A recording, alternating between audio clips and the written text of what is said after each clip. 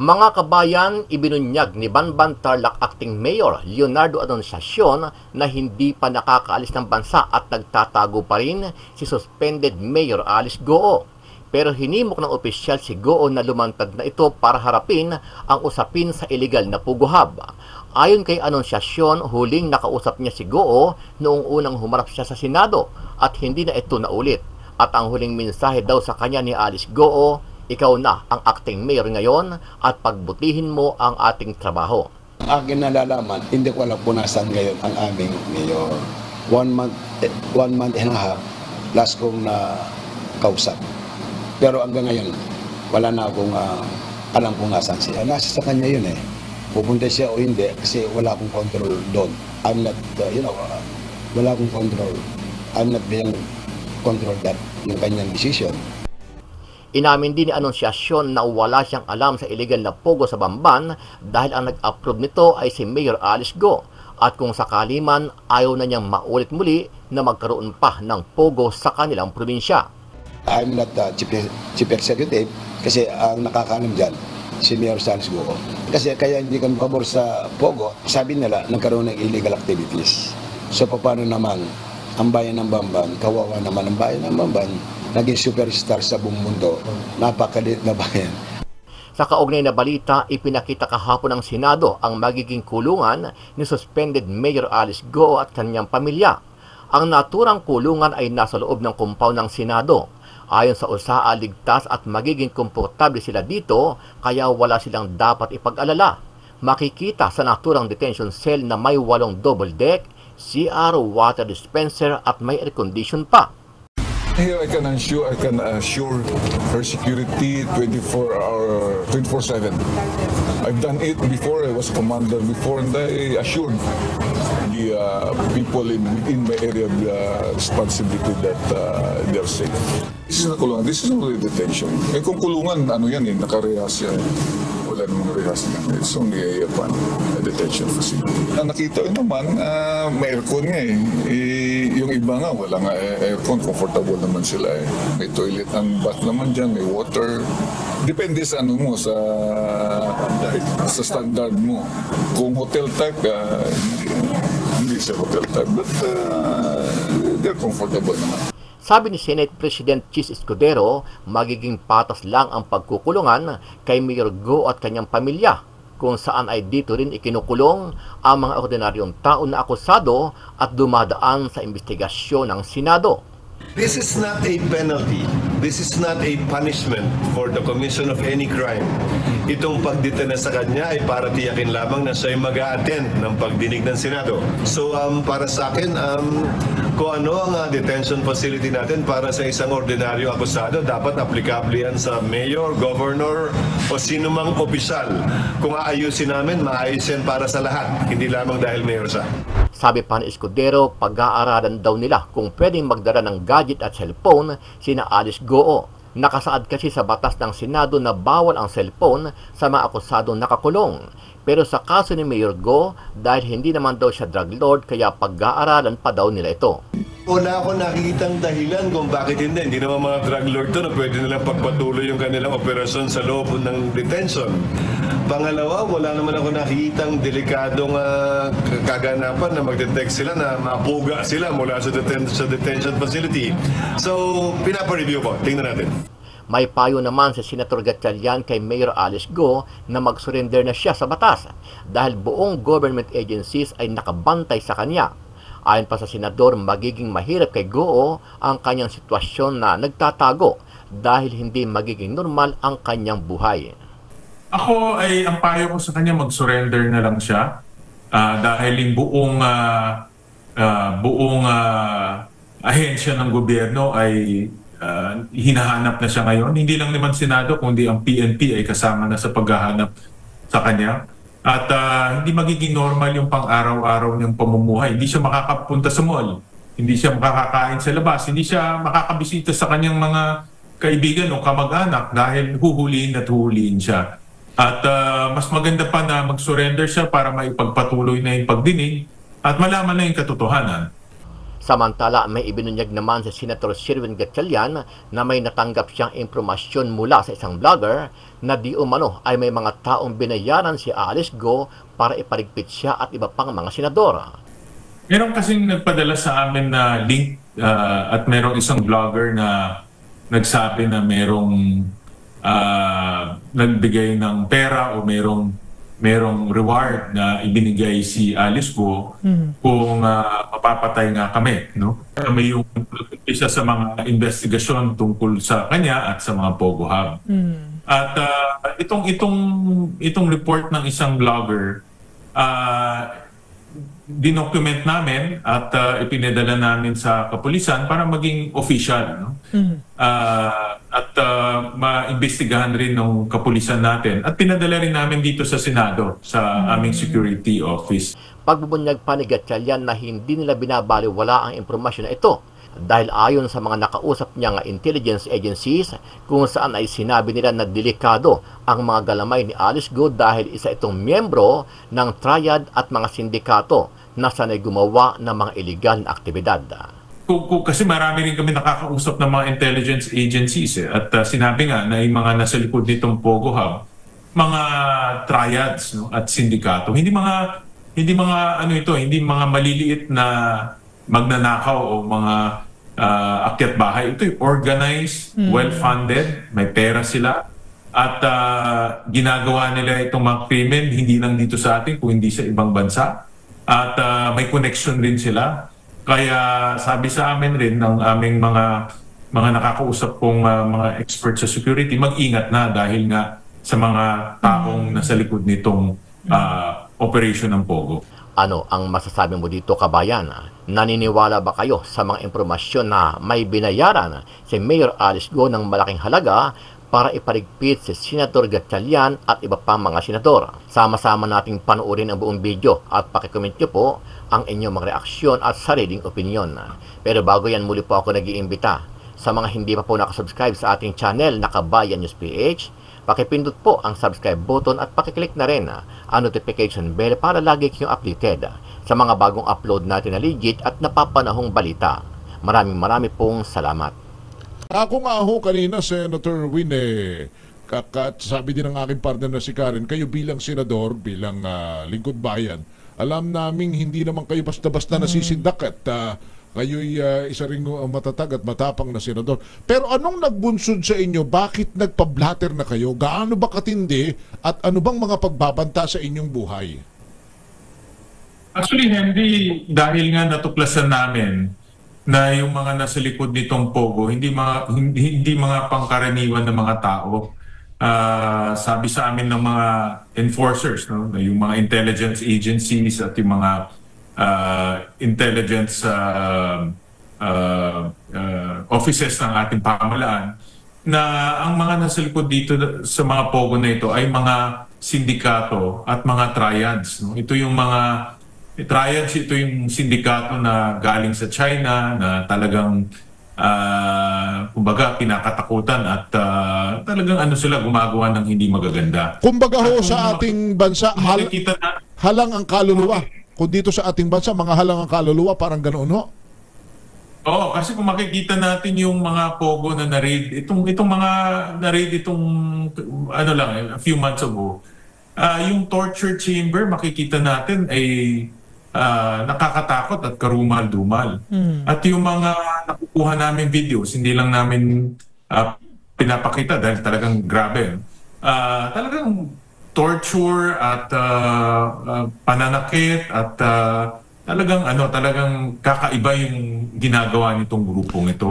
Kumbaga yung sindikato sa ating bansa, pag ikukumpara sa kanila, mababait pa nga. Ito talagang kinukuryente, dinalatigo, brutal talaga. Kaya hindi ordinaryong mga tao ito hindi yung pangkaraniwan ng mga tao. Ito talaga ay mga organized, walang takot, walang kaluluwa at hindi mga taga dito, no? Tagaling sila sa ibang bansa.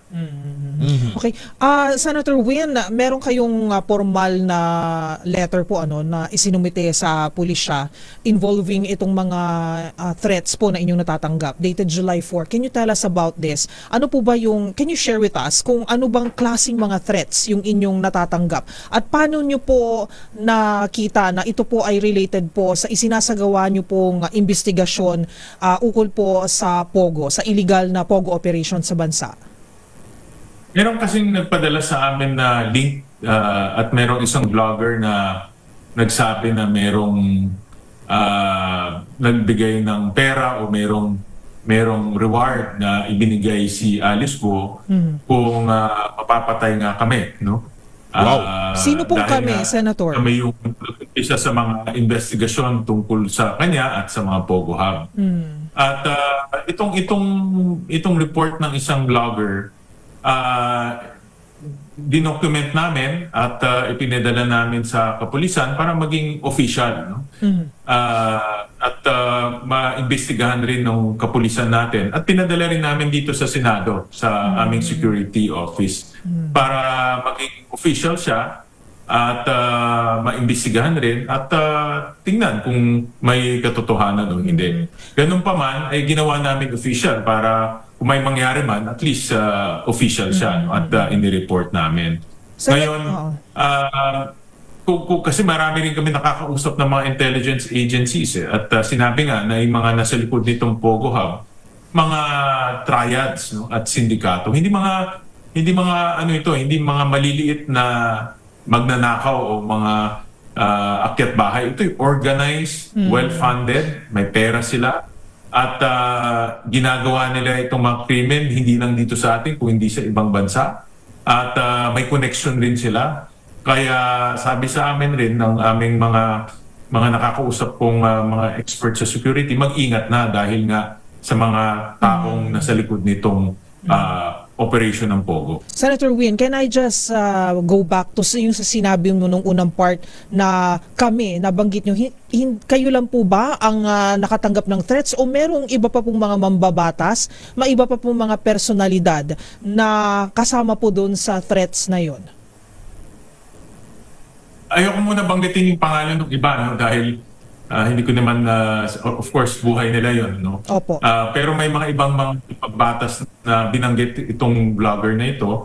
Dinocument naman namin, no? Para ma-verify ng ating kapulisan.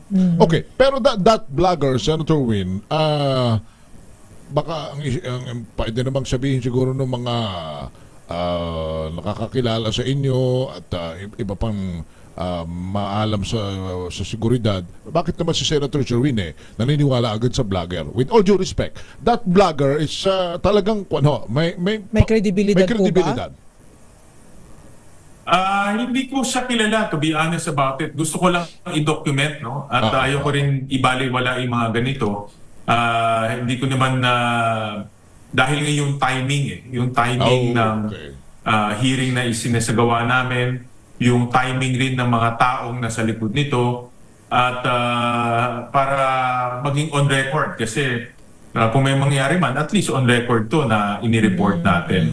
So hindi ko kilala itong vlogger na ito ay hindi ko siya, to be honest, hindi ko siya pa nakakausap sa pagkaalam ko. Pero ganun pa man, ang objective namin ay gawing official para on record ng gobyerno nasa kanilang mga records. Ang binabanggit ninyo, partner, binabanggit ninyo Senator Sherwin is itong mga ito ay triad, membro ng triad, sindikatong malaki, mabibigat na klase po ng sindikato. Ang tanong dyan paano nakapasok dito sa bansa itong mga damuhong ito? At ano ngayon ang gagawin ninyo in aid of legislation para hindi na maulit ang pagpasok dito ng mga sindikatong ganitong pumapatay? Napakagandang tanong yan, Henry. Ang aking proposal nga, iban na yung Pogo dahil kaya sila nakapasok dito dahil sa Pogo. No? Dahil itong Pogo ginawa nating legal, binibigyan natin sila ng lisensya. Ngayon itong mga triad ay naging legal rin at nakakuha ng lisensya. At yan ay on record yan. No? Hindi yan inimbento. Yan ay lumabas lahat sa mga pagdinig natin, sa mga papeles na isinumite ng mga ahensya. At nakita namin nga at confirm rin ng mga intelligence agencies natin at enforcers na itong mga sindikatong to ay nakapasok dahil sa Pogo. Kaya kung gusto natin sila mawala sa ating bansa, i-ban natin yung Pogo. Dahil kaya naman sila nandito sa Pilipinas at naghahari-harian ay dahil nagnenegosyo sila dito dahil sa Pogo. No? Nandito sila, kumikita sila, at ang ginagawa nila dahil sa laki ng pera nila ay naghahari-harian sila. Ngayon, marami ka siguro, Henry, naririnig rin sa mga villages. No? Nakita ko lang sa news this morning na sa Ayala Alabang, nagpo-protesta na sila kasi itong mga pokma nagre-renta ng bahay, punong-puno ng security, at pag umasta doon, kala mo sila may-ari ng Ayala Alabang. No? Kaya makikita mo yung klase ng tao. Yan yung klase ng tao na nandito, naghari-harian, kumukuha ng security at nagsisiga-sigaan. Sen, with the indulgence of my partner, bago ko kayo ibigay sa kanya, pero itong mga ito, triad, sindikato, isinusuka ng lipunan ng China, wanted doon sa kanila, may mga criminal record. Paano nakalusot ito sa ating imigrasyon? Paano nakalusot ito sa ating mga intelligence officers? Sa ating Interpol connections? Hindi ba dapat napaplug na itong mga pangalang ito, itong mga mukhang ito, pagsakay pa lang ng, pagpasok pa lang ng ating teritoryo, Senator? Magandang tanong yan. Actually, Henry, tinanong ko rin yan na maraming beses sa ating mga enforcers. So, sa kasamaang palad, yung sistema natin hindi pa ganun ka-sophisticated. Ibig sabihin, pag kumukuha ka ng visa, di ba, Chinese ka, gusto mo pumunta sa Pilipinas, pupunta ka sa ating embahada para kumuha ng visa, wala pang ganung cross-check na titignan, ikaw ba may kaso, ikaw ba may warrant of arrest. Pagdating mo dito sa immigration natin, wala rin ganun na i-check sa Interpol. Nagkakaroon lang ng checking kung nahuli ka na. Kaya marami dito sa mga nahuhuli sa Porac, sa Bamban, nung chinek nila, puro warrant of arrest at kaso pala yung hinaharap nitong mga taong to. Nalalaman lang natin kung nahuli na sila. Pero kung kukuha pa lang sila ng Philippine visa at papasok pa lang dito sa ating bansa, walang ganun na background check. Okay, so siguro isa rin isa rin yan siguro, Senator, sa mga dapat rin nating paigtingin at isama na rin in aid of legislation. Pero Senator, kayo po ba ay na-offera na po, nabibigyan kayo ng karagdagang seguridad, o kayo po ba ay nag-request na para dito? And of course, para po sa mga, kahit hindi niyo po pinangalanan, yung mga kasama po sa mga nakatanggap din ng death threats. Naghumingi ako ng additional security kay Senate President Chis Escudero at kaagad niya naman inapruban. So papasalamat ko ako kay SP Escudero dahil kaagad ay binigyan tayo ng additional security. So ginawa natin official yung security para, again, everything is official at hindi naman natin ginagawa to dahil gusto lang natin magpakita na maraming security. Kung hindi ginawa natin official para malaman din ng institusyon na meron ng ganitong mga banta na nangyayari. At importante rin na maging official itong mga ginagawa rin natin. And of course, kahit na po ganito yung nangyayari, nakakatanggap po kayo ng banta sa inyong buhay, Senator Win Gatchalian, tuloy-tuloy pa rin po, pupursigin nyo pa rin po ang investigasyon. Pero ang nagiging problema yata ngayon ay mukhang nagtatago na si former Banban Mayor Alice Guo. Pero handa na po, handa ng Senado ang kanyang detention facility. Ano po ba ang mga next steps po natin? Ngayon, kausap ko kasi yung aming security group dito at sila nakikipag-ugnayan sa PNP dun sa pagbibigay o pagsoserve ng arrest warrant. At so far, hindi nila pamakita. Pinuntahan, marami kasing address si Alice Guo. Opo. Sa Valenzuela, sa Quezon City, sa Caloocan, sa Tarlac City. Lahat yun ay pinuntahan at binigay yung arrest order. Pero hindi pa nila natatagpuan si Alice Guo. Pero nakahanda na. Nandito lang sa Senado yung accountant niya, si Nancy Gamo. Opo. Pero yung ibang personalidad ay wala pa dito sa Senado. Sen, alam kong ito itatanong ko sa inyo, maaaring yung kumpirmahin o hindi. May kumpirmasyon ba kayo kung itong mga sindikatong ito ay meron ding malalaking pangalan na narito sa ating bansa, nasangkot dito sa operasyong ito, at siya rin unang-unang siyang galit na galit sa inyo sapagkat nahahadlangan ninyo ang kanilang pagkakataong magkamal ng limpak-limpak na salapi. Hindi malayo yan, Henry. In fact, hindi ko lang masabi, no, dahil nasa executive session, pero may ganyan. In fact, ang information namin, itong galamay ng mga sindikato na nagpapatakbo ng Pogo, lumalawak rin yan. Magaling sila eh.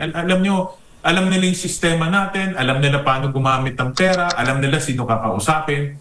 Kaya meron silang connection sa taas, may connection rin sila sa baba, may connection rin sila sa mga negosyante para mukha silang lehitimo. So marunong rin sila, no,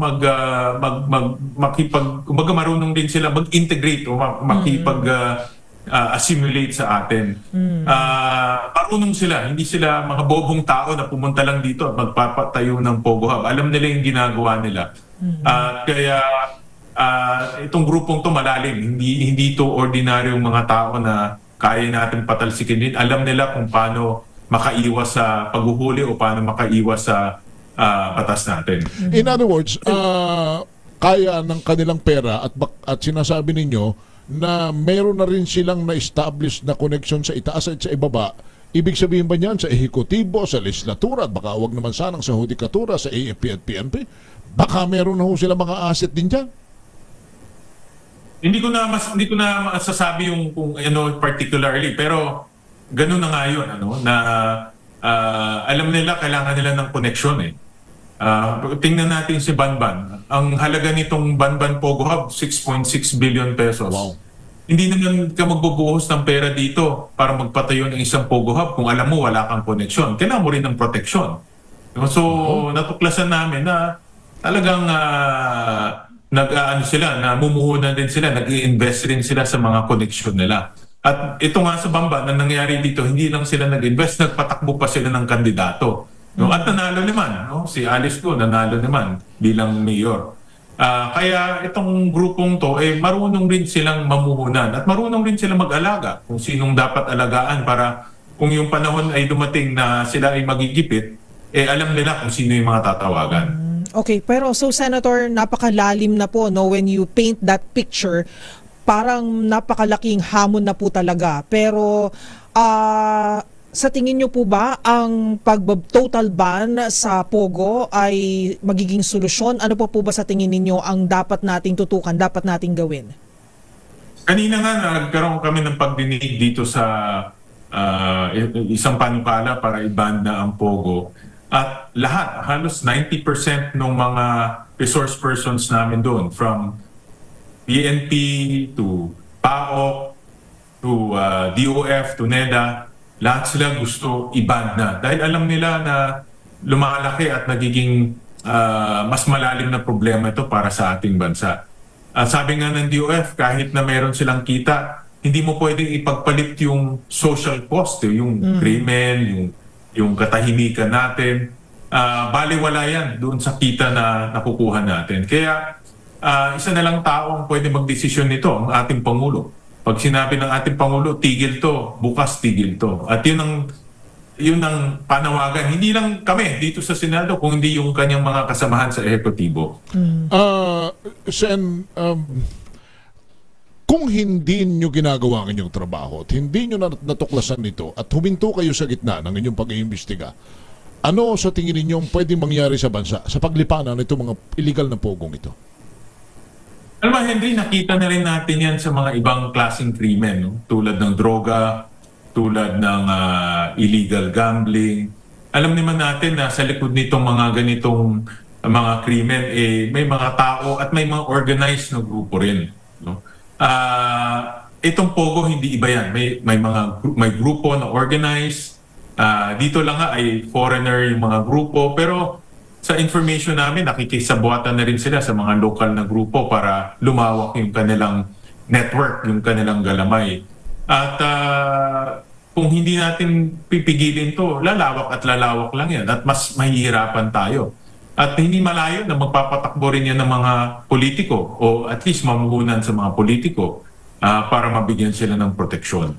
Ang partner, ang naririnig kong sabi nung ating ilang mga kaibigan gaano tayo nakakasigurado na pogo lang yung 10-10 hektarya niyan? Paano kung may drug laboratory na pala Ayun riyan? na. Tama ka dyan, Henry. Yung sa Porac, may nakitang mga drugs eh.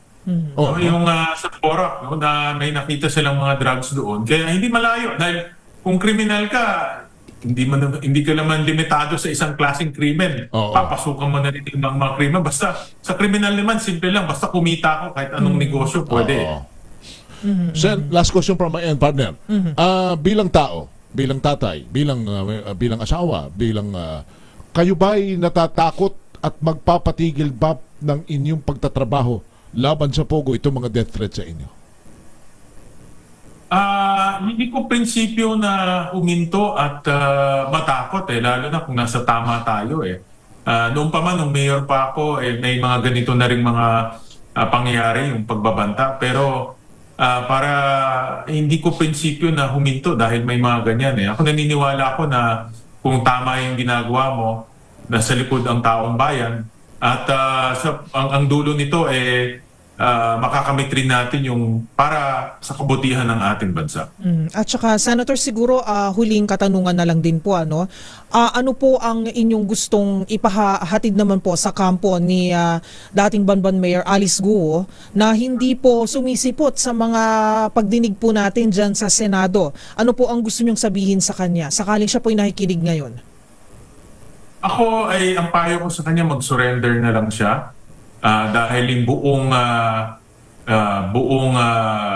ahensya ng gobyerno ay hinahanap na siya ngayon. Hindi lang naman Senado, kundi ang PNP ay kasama na sa paghahanap sa kanya. At hindi magiging normal yung pang-araw-araw niyang pamumuhay. Hindi siya makakapunta sa mall. Hindi siya makakakain sa labas. Hindi siya makakabisita sa kanyang mga kaibigan o kamag-anak dahil huhuliin at huhuliin siya. At mas maganda pa na mag-surrender siya para maipagpatuloy na yung pagdinig at malaman na yung katotohanan.